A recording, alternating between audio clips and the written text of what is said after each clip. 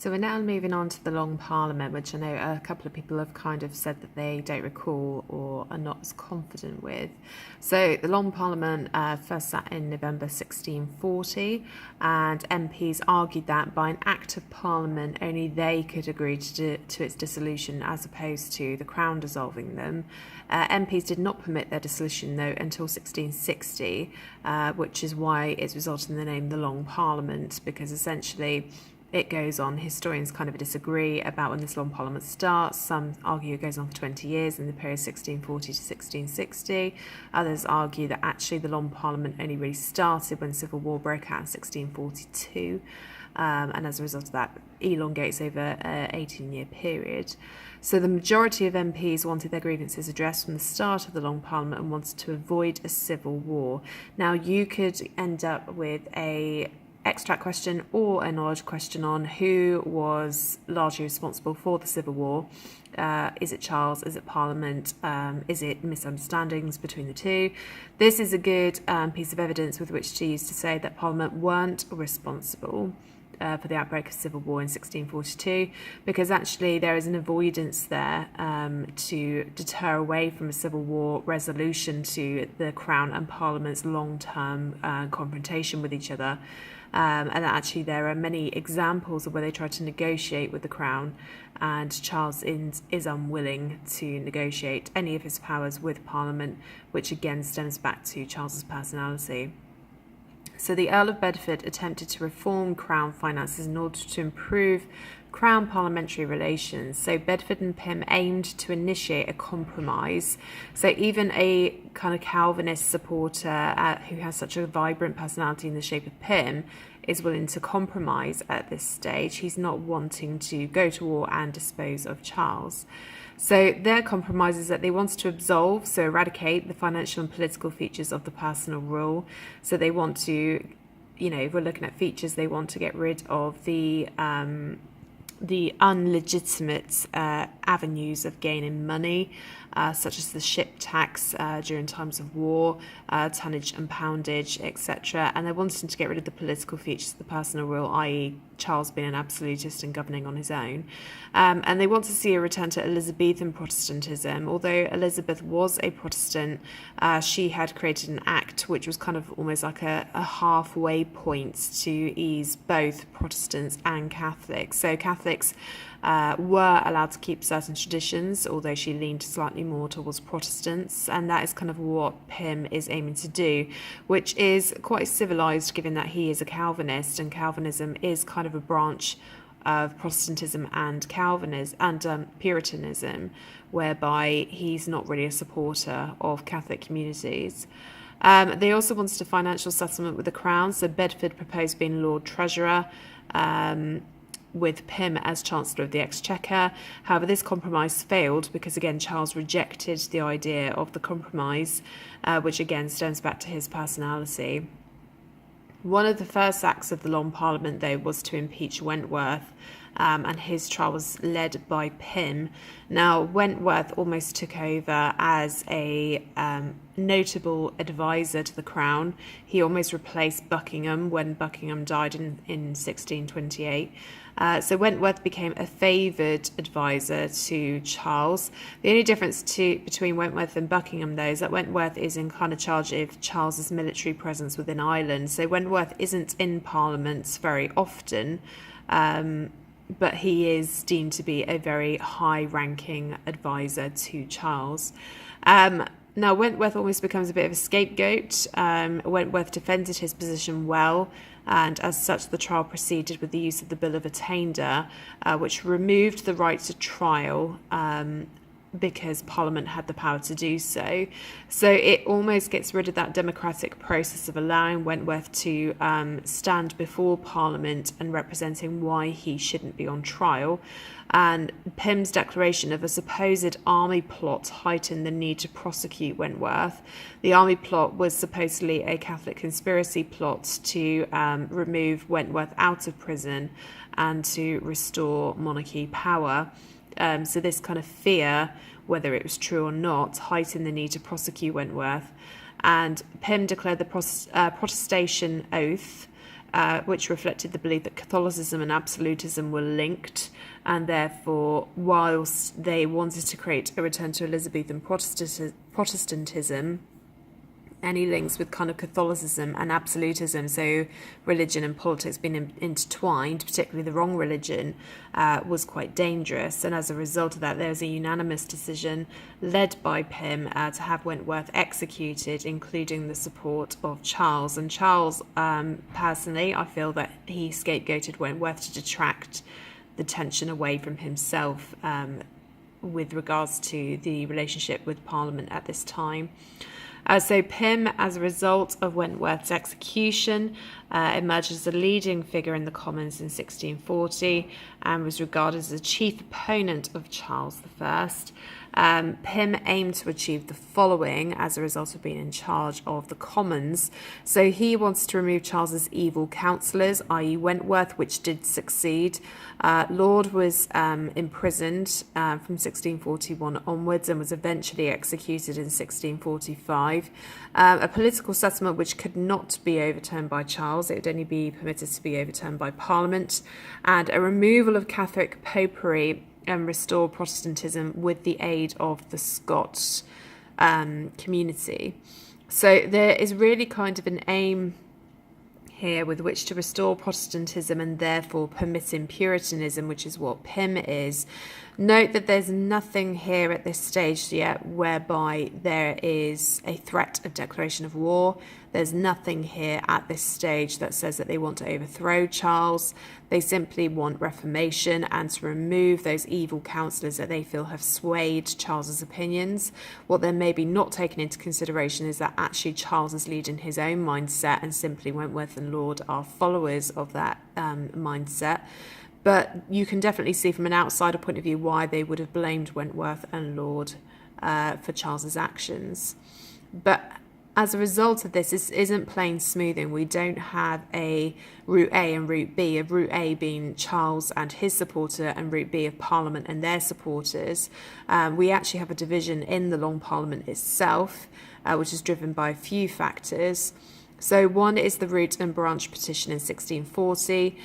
This is signed by 15,000 Londoners, so this is also involving the general community within London, not just the gentry and the nobility, which demanded the end of bishops and episcopacy. So episcopacy, as a reminder, is where bishops are kind of involved in government and parliament.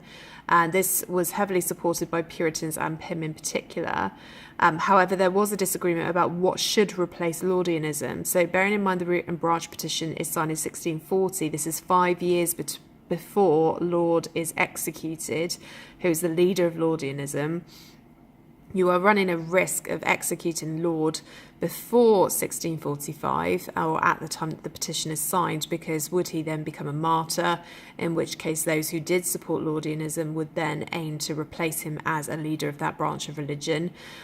Also, there's no kind of clear insight yet as to who is in charge of religion. Is it Parliament that's in charge of religion, or is it the monarchy? In which case, what we don't want is to have a domino effect of consistent changes to religion because of disputes over leadership. So whilst, yes, they kind of wanted to get rid of Laudian bishops and episcopacy, they weren't really sure what to replace that with at the time of the petition, and therefore kind of created quite a lot of division, because Pym and the Puritan community obviously wanted to go ahead and eradicate it. You had the moderates who were slightly more reluctant because they were thinking of the long-term consequences of making such drastic changes at that time. However, many saw the removal of bishops as undermining the whole societal order. So it's the case of, whilst they don't agree with Laudian ideas, they're kind of thinking of the great chain of being, and in order to change the structure of society, I remove bishops, you're going against God's will. And will that have repercussions in terms of the shape of famines, wars, etc.? So you have some that are kind of looking at it from a very spiritual point of view, thinking that this is going to cause a few problems for them. This is followed by the Triennial Act of 1641, and this abolished ship money without parliamentary consent. So this is a revenue that Charles used with which to gain money, and Parliament banned that without their consent, and that Charles had to call Parliament every 3 years for a minimum of 50 days. So this is ensuring that they kind of have a democratic process of Parliament, of politics. However, the Triennial Act obviously angers Charles because he believes it's going against his divine right of king. It's his birthright, his royal prerogative, with which to govern absolutes in an absolute way, should he wish to. And obviously that then further fuels the tension with Parliament. And there are obviously many moderates who also believe in the divine right of kings and believe it's not Parliament's place with which to restrict the powers of the monarchy. So there were key divisions within Parliament for the following reasons. One is that some argued that the Bill of Attainder was constitutionally dangerous, the ability to pass sentencing without trial wasn't a democratic feature of the society. Others fought against the concept of personal rule. They didn't want to see a return of absolutism where Charles could again reign for another 11 years on his own without calling Parliament. Others were divisive over religion, not necessarily about which religion was wrong and which was right, but if we're going to dismantle Laudianism, what is it going to be replaced with? And this division led to the formation of the Royalist Party, which mostly consisted of moderate MPs, those who were not kind of radical in their thinking, that didn't necessarily agree with what the monarchy had done, but didn't believe it was their place to restrict their powers as a monarch. And without this division in Parliament, there would not have been an English civil war in 1642, because Charles is reliant upon those moderate MPs and moderate thinkers to join his cause against what he deems to be radicals, which are the parliamentarians. So Charles would have had no support had it not been for these moderates, and these are the moderates who later joined the Royalist Party. So the radicalism of Parliament was exemplified by their 10 propositions in 1641, and this outlined concessions which the king needed to make, including parliamentary control of the religious education of royal children. That had been a major concern by the government when he married Henrietta Maria of France, that any children they produced would be educated as Catholics, and that inevitably meant that the future monarch of England would be a Catholic. So that's something that is outlined in the 10 propositions. In addition to, Parliament should have a say over who are members of the Royal Council or the Privy Council, but also that Parliament should be able to decide who are the ladies in waiting to the Queen. So at this point it would have been Henrietta Maria. All of this kind of angers Charles. He believes that it's not their place to decide what his children would be educated as in terms of religion. He does not believe it is their place to decide who the Queen has in her royal court and in her chambers. He does not believe it is their right to decide who his royal councillors will be. So that again fuels the resentment between Parliament and the Crown. But again, we could argue that Charles just completely rejects any proposal that Parliament delivers to him, and that again shows his reluctance to negotiate. However, there were also divisions in Scotland who felt the English radicals had gone too far. So it's not just England where you've got a division, there's also some in Scotland. This is signified by the Scots Cumbernauld Band, which stated a desire to aid the king. Charles then travelled to Scotland in 1641 in response to this, hoping he could muster support. However, in Charles's absence, there was a royalist plot to kidnap radical Covenanters, who are the Scottish Puritans or the Scottish Protestants. This then damaged Charles in his hope of gaining Scottish support, as he was linked to the plot. So although not directly Charles's faults in terms of causing tension, his moderate supporters are actually exemplifying the issue that he has by kidnapping Scottish Protestants. The Irish Rebellion was described as a billiard ball effect, and this becomes really important and almost needs to be highlighted, i.e. the rebellion was prompted by events in Scotland and in Ireland, but in turn it radicalised the situation in England. Parliament were divided over whether Charles could be trusted to head an army to resolve the Irish Rebellion.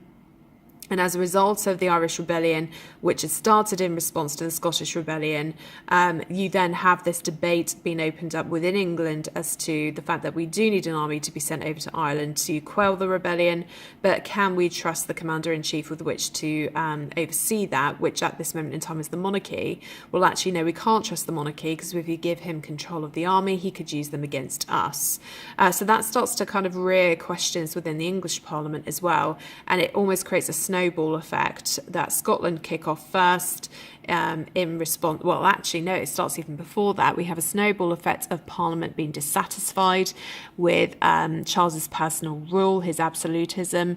That then snowballs into the Scottish Rebellion caused by Charles's visitation and coronation there in 1633, and saying, I'm going to introduce a new prayer book. That then staunches off some rebellion in Scotland. Ireland then used that as an opportunity to rebel within Ireland, because Wentworth is taken from Ireland to come deal with Scotland. And in response to Ireland, England's then going, we can't leave this to muster, otherwise the Catholics and the Protestant communities will start to have a civil war in Ireland. We need to kind of quell this, but we can't trust our commander-in-chief with which to control the army. So we kind of had this domino snowball effect going on, which all leads up to the Civil War. So ultimately these are short-term factors which are now bringing about the Civil War, the spark, if you like. But what we need to also be thinking about is what's the long-term cause of this. Well, actually, the long-term causes are things such as Charles's personality, James's tension with Parliament before Charles even came in, Charles's relationships with potential matches such as Spain and Henrietta Maria, his unwillingness to negotiate, his personality, his rigidity in his governance, etc. Now, what Pym now launches in response to the events that unfold in Scotland and Ireland, he introduced something called the Grand Remonstrance, which will sound familiar to you as a term because Ireton then does a very similar thing later on after the Civil War. So this is launched by Pym, which outlined a list of criticisms of Charles since 1625. So Pym's not just looking at what he's done recently, he's looking at the whole monarchy reign of Charles, which resulted in a lack of trust towards him in controlling the army. Moderates were alarmed by the Remonstrance as it was staunchly anti-Catholic in its wording, and that created a little bit more sympathy towards Charles. The Remonstrance also aimed to separate religious and political influences by sending bishops and clergy to Westminster to discuss religious settlements rather than within Parliament. And the Remonstrance was passed by a vote of 159 to 148 votes by MPs within government. So there is a little bit of factoring in here that Pym may be responsible for the Remonstrance and for the Civil War. He has executed Wentworth with very little ground through the Bill of Attainder. He yes, is negotiating with Charles in the beginning, but as time goes on and each kind of negative response from Charles, Pym becomes more radicalised with his demands. He's trying to control what the monarchy can and cannot do. And actually, he's completely ignoring what the moderate politicians want, which is to negotiate with Charles. Even though Charles isn't willing to negotiate back, they have to continue to negotiate. And this has signified the divisiveness over the Remonstrance vote. Yes, Pym was successful with the Remonstrance, but only by a small proportion. It's a little bit like Brexit. A very dramatic decision has been made by a very small difference in voting. So this has to be taken into consideration that Pym is not completely blameless in the causing of the Civil War. Now, if we're looking now at the immediate path to the Civil War in terms of short-term causes, we have the introduction of the Militia Bill in 1641. Anything that has the word militia in it has something to do with some type of armed forces. And this was a vote on who should control the army. So the bill removed the Crown as commander of the army and permitted the power of Parliament to appoint army commanders. So as a result of 1641 onwards, the English army is under the control of Parliament, not the Crown. This decision was also made in Charles's absence. Charles is still in Scotland, so it shows that Parliament are overriding Crown influences. If you can imagine this happening under Henry VIII, Henry VIII would have just come back and beheaded every single one. So it's starting to look like that Charles is losing control, and particularly over his armed forces, which would have become vital as we look into the Civil War itself. So Charles retaliated with a coup in January 1642. A coup is basically a push and forced overthrowing of something. But this failed and enabled Pym to use this as evidence to prove that Charles was a king who could not be negotiated with, and strengthened the position of parliamentary radicals who banned bishops from sitting in the House of Lords via the Exclusion Bill. So bishops were no longer enabled to be part of the legislative process where laws were allowed to be passed, and as a result of also being removed from the House of Commons through the Remonstrance and periodic agreements before that, we now find that religion has no influence whatsoever on politics. It's now been completely separated by PIM. So London was forced to choose between Parliament's militia ordinance or Charles's commissions of array. So the militia ordinance is kind of the pre-New Model Army. Charles's commissions of array is his pre-royalist army. So this is what they were known as when tensions became more militant as opposed to political tension. June 1642, Parliament finally then issued the 19 propositions, which set demands for a negotiated settlement. So note that Charles is bouncing back every proposal with a no, whereas Parliament are still reacting with amended proposals to avoid conflict. So this could be another argument that Charles was directly responsible for the Civil War, because Charles is the one who officially declares war on Parliament in August 1642 by raising an army in Nottingham, and this is when the Civil War officially begins. So though some historians argue that actually it's a Scottish rebellion that starts the Civil War, the official start date of the Civil War is when Charles declares war on Parliament in 1642. So some historians argue that actually we've had a good few years of Civil War conflict already through the shape of Ireland and Scotland. Others argue that actually the war doesn't begin until it's Parliament versus Crown. That's up to you to decide. There's no right or wrong answer as long as you can back it up. But ultimately, Parliament have continually tried to negotiate with Charles, and Charles has rejected it on every account. Through the 19 propositions, through the militia bill. Okay, that's undermining Charles, but ultimately it's not overthrowing Charles, it's just transitioning who has control over the armed forces. And yes, okay, you could argue that Parliament did militarise themselves, but that could be in response to Charles's militarisation at this time. So you would need to decipher what was the biggest cause of the Civil War. Was it tensions that were mounting in Scotland and Ireland? Was it the acts of Pym? Was it the acts of Charles? Was it a complete misconception over each other's actions? So that would be down for you to decide, but you need to back that up with evidence. So you need to be talking about the militia bill, you need to be talking about the exclusion bill, you need to be talking about the 19 propositions and the remonstrance, for example. But you would need to debate what was the biggest cause of the Civil War, take into consideration short-term causes as well as long-term causes.